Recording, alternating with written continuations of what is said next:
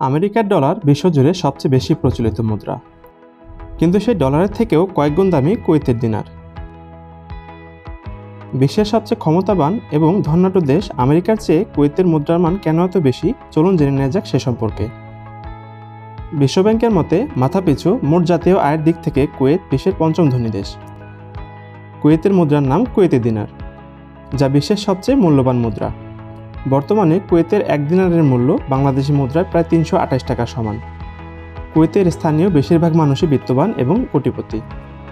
কুয়েতের অর্থনীতির প্রধান উৎস হল অপরিশোধিত তেল। কুয়েতের 90% আয় আসে এই তেল থেকেই। বর্তমান বিশ্বের ষষ্ঠ বৃহৎ তেলের মজুদ রয়েছে দেশটিতে।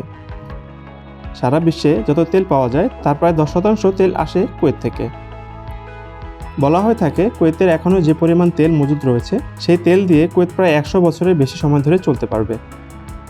কুয়েতের দিনারের দাম এত বেশি হওয়ার কারণ মূলত এই তেল। তেলের জন্য বিশ্বের অন্যান্য দেশগুলোকে অনেকাংশই কুয়েতের ওপর নির্ভর করতে হয়। সারা বিশ্বের বেশিরভাগ দেশই পণ্যসহ তেল বেচাকেনার জন্য ব্যবহার করে ইউএস ডলার। অপরদিকে কুয়েতের তেল কিনতে গেলে ইউএস ডলার নয়, বরং কুয়েতের শর্তানুসারে ব্যবহার করতে হয় কুয়েতি দিনার।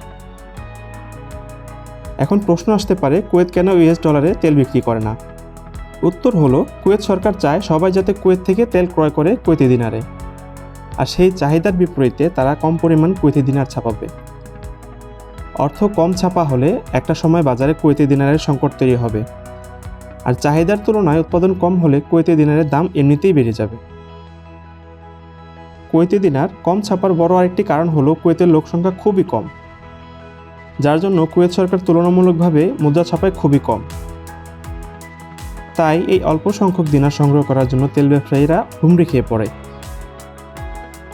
আমরা জানি অর্থনৈতিক হিসাবে কোনো পণ্যের চাহিদা যদি বেশি থাকে এবং যোগান যদি কম থাকে তাহলে সেই জিনিসের দাম এমনিতেই বেড়ে যায়। মূলত তাই দিনারের দাম এত বেশি।